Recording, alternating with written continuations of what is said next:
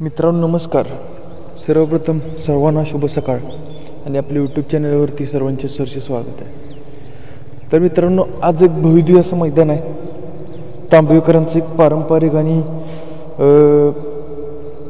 बरेच वर्षापासून चालत आलेलं भव्यदिव्य असं मैदान आहे.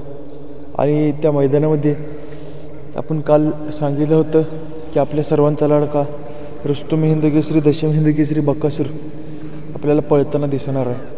त्याचं नियोजन या मैदानासाठी फिक्स झालेलं आहे. पण मित्रांनो, आता विषय असा येतो की नियोजन फिक्स झाले म्हटल्यानंतर पैरा देखील एक टॉपचा फिक्स झाला असणार.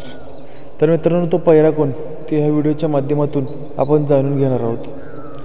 मित्रांनो, आज तांबवेकरांचं पारंपरिक मैदान आहे आणि पारंपरिक मैदान म्हटलं की एक चांगला पैरा आपल्याला बकासूरसोबत पाहायला मिळतो.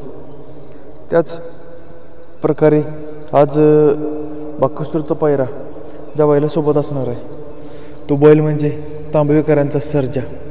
मित्रांनो, तांबवेकरांच्या मोठ्या सर्जाने संपूर्ण महाराष्ट्र गाजवलं आणि आता हा छोटा सर्जा जो की बकासूरसोबत एका मैदानामध्ये पळाला होता आणि ते गुलालासाठी देखील पात्र झालेले होते. तर मित्रांनो, तांबवेकरांचा सर्जा आज बकासूरसोबत पळण्यासाठी फिक्स झालेला आहे. मानाचं मैदान आहे, पारंपरिक मैदान, आणि ह्या पारंपरिक मानाच्या मैदानामध्ये बकासूर आणि सर्जा आपल्याला एकत्र येताना दिसणार आहे. तर मित्रांनो, ह्या पायऱ्याबद्दल तुम्हाला काय वाटतं हे कमेंट करून नक्की सांगा. धन्यवाद.